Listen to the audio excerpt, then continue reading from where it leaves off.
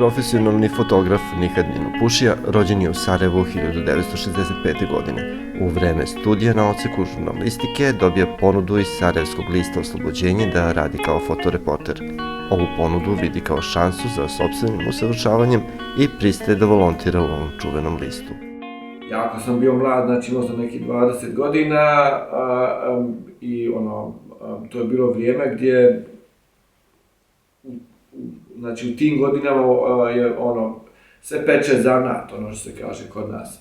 Znači svo to iskustvo koje sam tad stekao te 2 godine dok sam radio u Oslobođenju, to mi je kasnije jako puno pomoglo u budućem radu.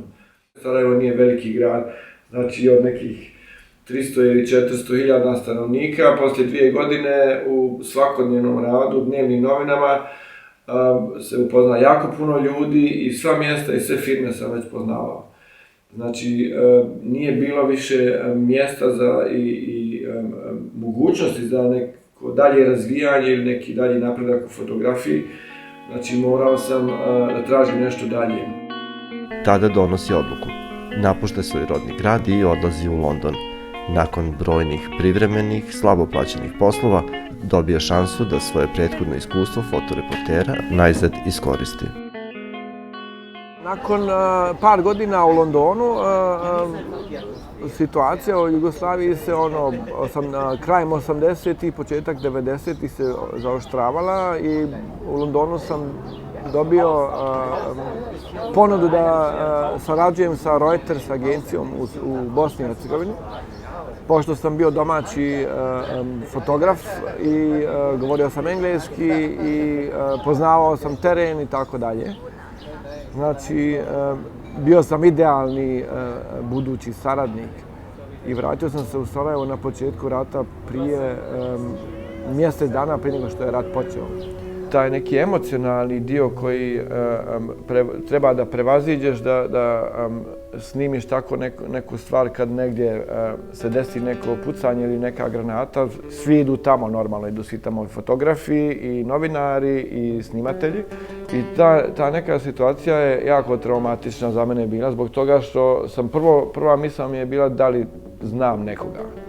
I to mi je bila užasna misao da, pošto sam ja, to je ipak moj grad, to su moji ljudi, moji komšije, znaš, nije važno da li su oni sad Srbi, Hrvati ili muslimani, nije to veze. Nego je bilo problem u tome da li ih znam. Druga misao mi je bila da treba nekom da pomognem, da ljude, da se nešto uradi, da se oni sklone. I tek mi onda pao na pamet da treba da radim fotografiju.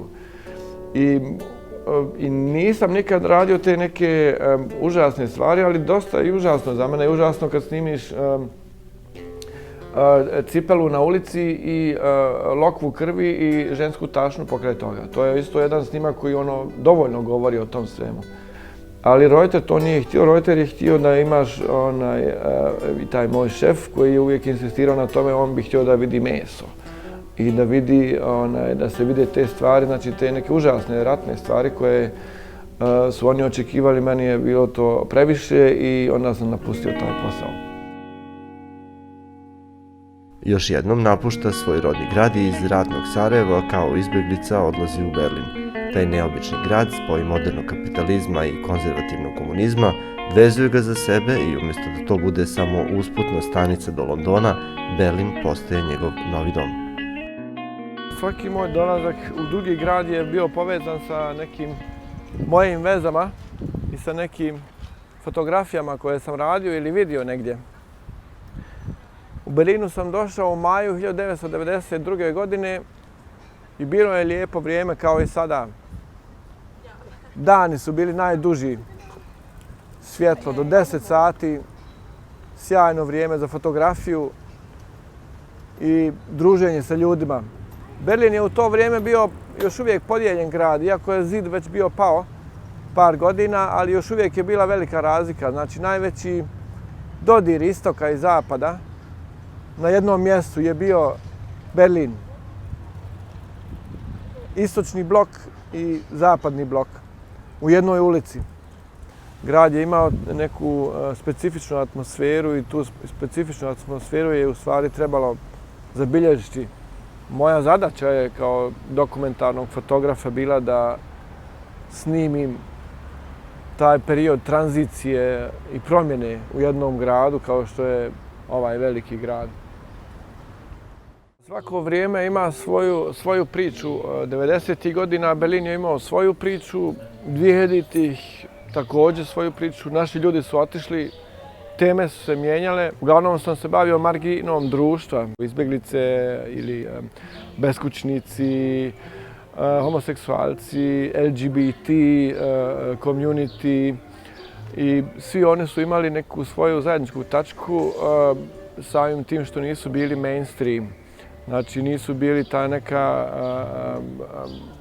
šminkerska scena i to Berlin nikad nije imao, zato mi je u stvari to i bilo jako bitno da bilježim te stvari.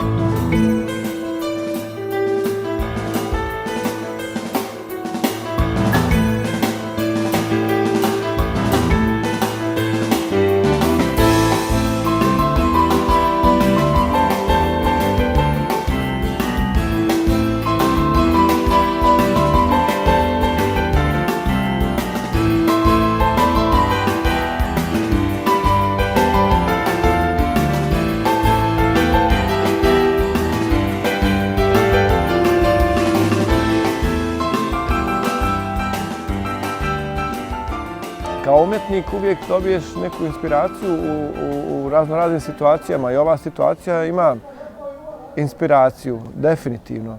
Samim tim što se svijet drži na distanci, što su ljudi svi rezervisani, samim tim je sve drugačije. U vrijeme korone sam počeo raditi 3 ciklusa fotografija. Jedan ciklus su bili portreti, znači ljudi koje sretnem u gradu. Druga serija su bili ti čudni neki momenti oko korone, znači pusti trgovi, prazne ulice i prazne prodavnice i nestašica toalet papira i šta ja znam. I treći ciklus je bio više konceptualni ciklus fotografija. To su fotografije bile sa maskama i ta maska crvena koju sam stavljao na skulpture ima i neku svoju drugu poruku, osim toga da ona zaštiti jedna maska i sprečava nekoga da govori.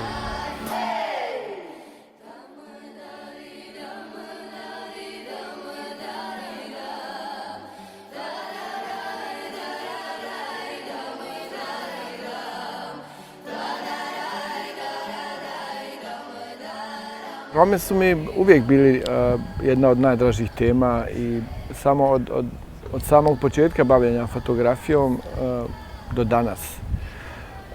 Obespravljeni Romi ili zanemareni Europljani, kako bi se oni bi se tako mogli nazvati, su uvijek bili zahvalna tema za jako puno umjetnika i fotografa.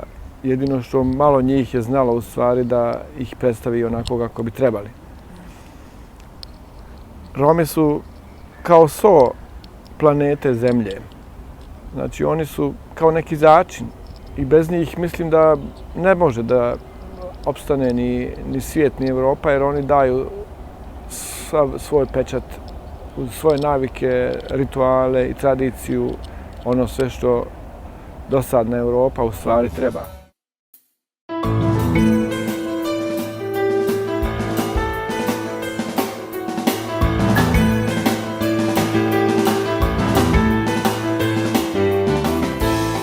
Od 1992. godine radi na raznim umetničko-fotografskim projektima i fotostudijama. U fokusu njegovog rada je dokumentarna i portretna fotografija, a cilj mu je beleženje romskog identiteta u Berlinu, kao i u ostalim gradovima Evrope.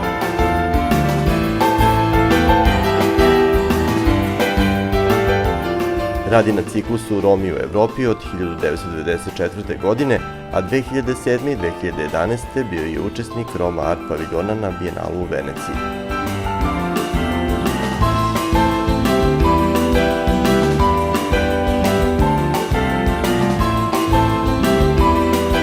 Nikad Nino Pušja živi i radi u Berlinu.